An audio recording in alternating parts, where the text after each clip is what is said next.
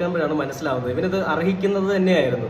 അതവന് കിട്ടി. പക്ഷെ അതിന്റെ ചുരുക്കം കൊണ്ടായിരിക്കണം ഇവൻ ഈ കാണുന്നവരെ എല്ലാം അടിക്കാമെന്നുള്ള ഒരു ത്വരയിലൂടെ പോകുന്നത്. അപ്പൊ അതില് ഒരു പത്രസമ്മേളനത്തിൽ ഞാൻ കേട്ടാണ്, അതായത് ഈ പോലീസുകാർ തന്നെ ഉണ്ടാക്കിയൊരു വിഷയം ആ പോലീസുകാർ തന്നെ അന്വേഷിക്കുന്നു.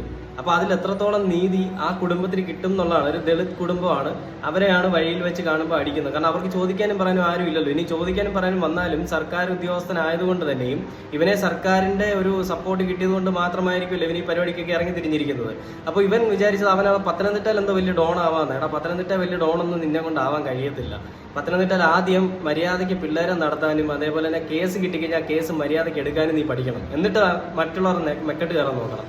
അല്ലാണ്ട് ഈ കാണുന്ന പാവങ്ങളുടെയൊക്കെ മെക്കെട്ട് കയറുന്നത് വലിയ ആണത്വമൊന്നുമല്ല. ഒരു കാക്കിയുണ്ടെന്ന് പറഞ്ഞിട്ട് എന്ത് തോന്നിയ കാണിക്കാന്നല്ല. അപ്പൊ അതില് പത്തനംതിട്ടയിൽ ഇപ്പം ഇവര് പറഞ്ഞത് പ്രസ്താവന FIR പറയുന്നതെന്ന് പറഞ്ഞാല് പോലീസിന്റെ തന്നെ FIR പോലീസ് തന്നെ ഉണ്ടാക്കിയ ഒരു പ്രശ്നവും അവരന്വേഷിക്കുമ്പോൾ അതിന്റെ